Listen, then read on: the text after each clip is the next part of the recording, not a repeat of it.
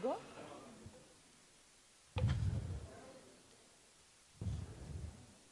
Bom, boa tarde a todos e todas que estão acompanhando essa sessão. Boa tarde, vereadores e vereadoras. Hoje eu venho aqui nessa tribuna falar mais uma vez de violência política de gênero. Mais uma vez, eu estou aqui com a voz quase que embargada, muito tensa para falar desse assunto. Vou ser bem franca com vocês. E eu quero começar dizendo que quando a gente é eleita vereadora, quando a gente é eleito vereador, a gente chega nesse espaço, né, no espaço institucional do parlamento, com uma série de sonhos e expectativas. E a gente começa a trabalhar e cumprir a nossa função. E, muitas vezes, dentro da nossa função, cumprindo as nossas responsabilidades, as nossas atribuições, a gente se vê questionada, deslegitimada, silenciada e até mesmo ameaçada no exercício da função parlamentar. É sobre isso que eu quero falar aqui hoje. Imagina você, vereadora de uma cidade do interior de São Paulo, no seu primeiro mandato, abrir a rede social um dia na tua casa e ver o seguinte comentário se referindo a você. Próxima Marielle. Pesado, presidente, muito pesado, muito pesado.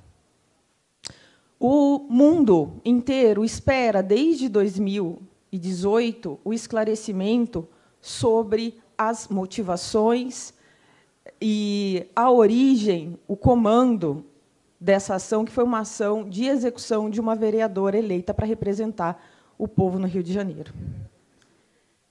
Um crime de viés político, de claro viés político. E a gente exige, o mundo exige explicação até hoje e a responsabilização daqueles que estão por trás desse crime político. Mais uma vez, um crime político, é bom deixar muito explícito. Uma vereadora negra, uma vereadora periférica, uma vereadora de esquerda. Muitas das pautas que a Marielle tocava no mandato dela também são tocadas dentro do meu mandato. Próxima a Marielle. Esse foi o comentário que eu vi num vídeo, num recorte de uma fala minha, justamente naquela sessão, a última sessão do ano passado, no qual, durante a sessão, eu expliquei o conteúdo daquele requerimento, que gerou bastante polêmica, requerimento no qual eu estava questionando se haviam sido cumpridos os trâmites para a ocupação da área na frente do tiro de guerra, e que foi bastante mal compreendido. Inclusive, essa Câmara aqui, como um todo, sofreu o impacto dessa distorção do espírito do requerimento. Isso aqui ninguém pode negar. Por isso, senhores vereadoras e vereadores, eu estive ontem na Delegacia da Mulher aqui de Americana, justamente para registrar o boletim de ocorrência, essa situação de ameaça e de incitação à violência que está implícita nesse comentário, e em muitas outras situações que eu não vou citar aqui, talvez não daria nem tempo. Mas o fato é que muita gente ainda acha insignificante trazer esse assunto para a sessão, trazer esse assunto para a discussão pública. É só um comentário, é comum da política, ou é por conta do partido ao qual você é filiada, ou isso é resultado da polarização, como se todas essas explicações atenuassem a gravidade do fato em si. Ora, senhores e senhoras, para mim, não é admissível que uma situação dessa aconteça na nossa cidade e a gente tenha o silenciamento, justamente, daquela que é vítima de uma ameaça feita em público, feita na rede social. Há quem afirme que essa situação é insignificante. Mas, para mim, enquanto mãe, enquanto professora, né, enquanto mulher, enquanto parlamentar, para minha filha, para os meus familiares, para a gente não é insignificante. E tenho certeza que, para todo mundo que entende que o lugar da mulher é onde ela quiser, inclusive na política, para essas pessoas, esse fato também não é insignificante. Esse fato também não pode ser minimizado. E não importa, vocês já devem ter reparado, se é uma vereadora, se é uma presidenta da República ou se é uma deputada federal, estadual.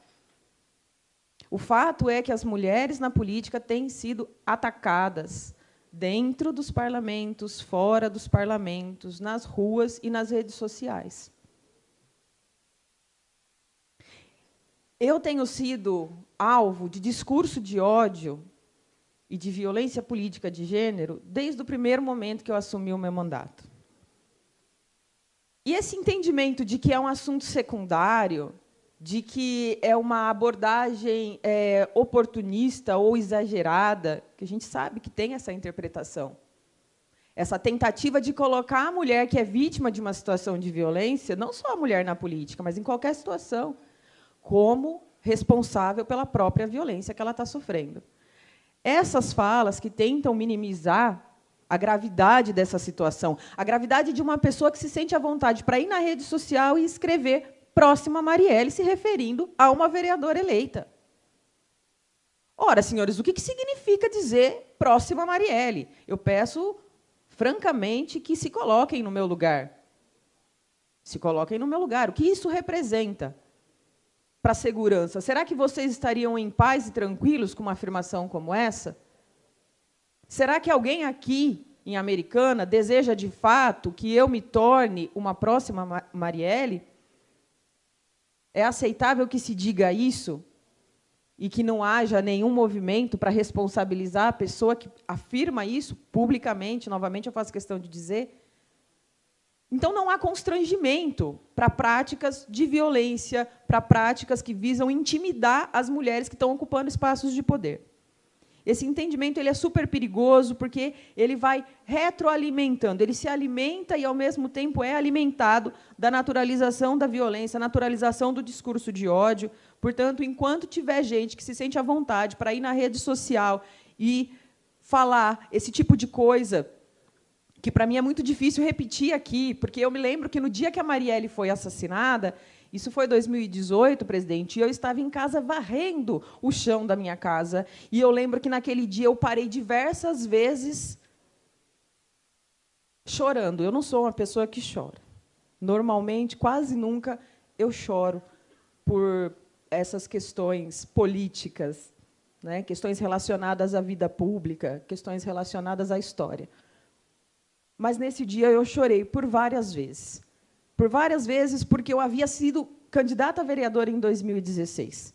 Então, não era a minha realidade ainda. Mas eu comecei a pensar, poxa, ela foi eleita. E ela morreu, ela foi executada por motivação política. Porque, no lugar que ela estava, uma mulher preta, periférica, uma mulher lésbica, uma mulher feminista, uma mulher que, vamos resumir, ela afronta os privilégios que estão estabelecidos, em todos os sentidos. No sentido de classe social, no sentido de relações raciais, no sentido de relações de gênero. A conduta dela afronta essas relações de poder que estão estabelecidas, e estabelecidas de maneira injusta, com privilégios. A gente não pode aceitar isso. A gente não pode passar um pano para situações como essa. É preciso fazer um enfrentamento direto e explícito. É preciso dar nome às coisas. É preciso dizer para as meninas que estão hoje começando lá aos 16, 15 anos a pensar em política, é preciso dizer que, olha, de fato, essa é a nossa realidade e ela é muito cruel, porque esse ambiente não nos acolhe, esse ambiente não é seguro para a gente. Porque as críticas, inclusive, que são feitas a um mandato de mulher são diferentes daquelas que são feitas a mandatos exercidos por homens. Ou ninguém viu o dia que eu fiquei muito brava aqui na plenária, na sessão, e a imprensa, ou uma parte dela, né, uma parte bem pequenininha da imprensa, foi lá e disse que eu estava descontrolada. Ora, senhores, descontrolada?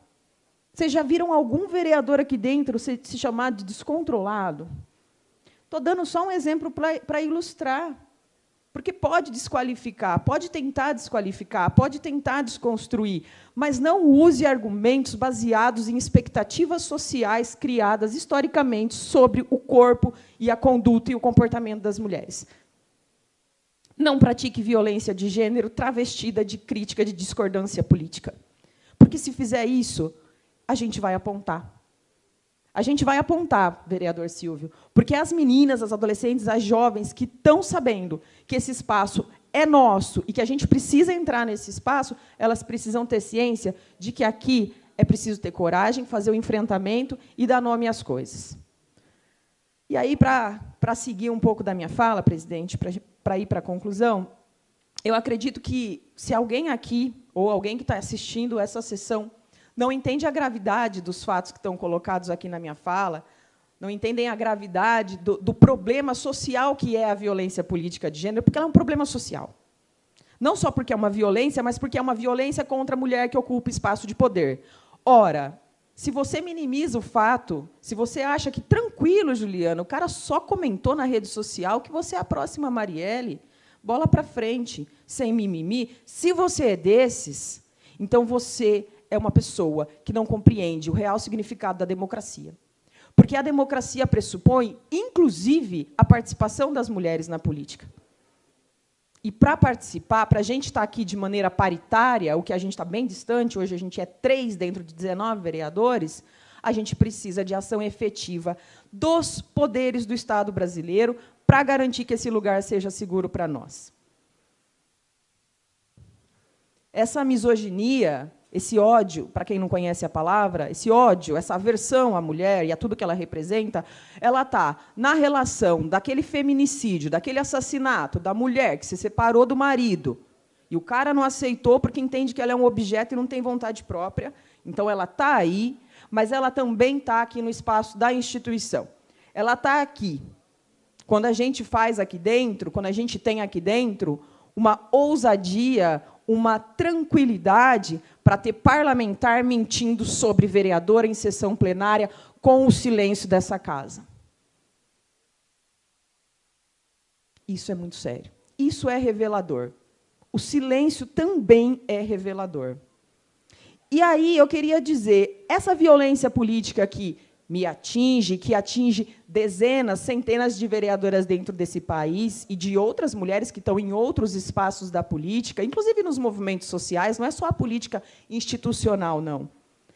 Essa violência, ela é muito mais letal, ela é muito mais agressiva quando ela é destinada às mulheres e muito maior quando são mulheres independentes que fazem o enfrentamento dessas injustiças que estão colocadas, não só no plano das relações de gênero, da questão da igualdade de gênero. É disso que a gente está falando. O primeiro passo é a gente não silenciar, formalizar a denúncia para poder responsabilizar quem ameaça e, na medida do possível, reparar o dano. A gente incomoda, é fato. E eu tenho vivido diferentes situações que me confirmam que existe um desafio para nós, mulheres, fazer com que o espaço das instituições políticas sejam espaços seguros para nós. Mas não foi, infelizmente, essa a única situação, não. E quando a gente está exercendo o nosso papel, simplesmente pedindo informação para o Poder Executivo, a gente está sendo questionado, e questionado de maneira violenta. Eu queria aqui, será que alguém poderia, em nome da liberdade de expressão, fazer ameaças em rede social, propagar mentiras sobre uma parlamentar, incitar a violência, inclusive violência física contra essa parlamentar? Como que nós, como legislativo, podemos responder de maneira séria e direta em relação a isso? A gente está trabalhando, eu tenho certeza que vocês, em cada um dos mandatos aqui, querem o melhor para a cidade de Americana. Esse também é o meu objetivo. E, para a gente conseguir fazer o nosso trabalho da melhor maneira possível, como vereador, como vereadora, a gente precisa pensar nisso. A gente não pode seguir menosprezando esse problema, né, essa chaga que a gente tem na política brasileira. Então, presidente, a gente vai levar isso para fora de Americana, né, já estamos levando. O primeiro passo foi o registro do boletim de ocorrência ontem. A gente vai levar isso para a Comissão de Direitos Humanos da Alesp, para a Procuradoria Especial da Mulher na Alesp também, para o Ministério dos Direitos Humanos, para o Ministério da Justiça, para o Ministério das Mulheres. Eu quero conversar pessoalmente com a irmã da Marielle Franco, a ministra Aniele Franco, e olhar nos olhos dela e falar muito francamente que a gente precisa articular a nível nacional, mas também a nível local, nos municípios e nos estados, ações que venham no sentido de proteger os parlamentares, mas, sobretudo, as parlamentares que são, numericamente, pela evidência dos números, as maiores vítimas desse tipo de prática. Porque, vereadores, vereadoras, público, é muito, muito importante que a gente entenda que, se o espaço da política não for seguro para nós, mulheres, nenhum espaço, absolutamente nenhum espaço vai ser seguro para nenhuma mulher. Nenhuma situação vai oferecer a segurança e a dignidade que qualquer ser humano merece e tem direito. Então, eu agradeço, presidente, esse tempo de explicação pessoal e espero, com certeza, a compreensão, né? Acredito que os nobres colegas vão entender que, quando a gente está aqui denunciando uma fala como essa, a gente também está tendo uma atitude pedagógica, presidente. Isso é simbólico, isso é importante.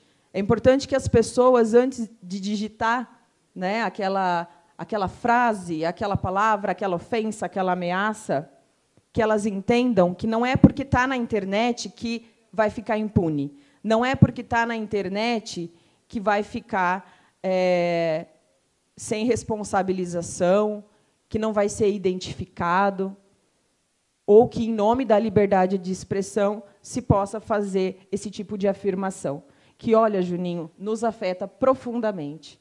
Porque, como você, eu também tenho filha pequena, né, que frequenta a escola, que circula na cidade.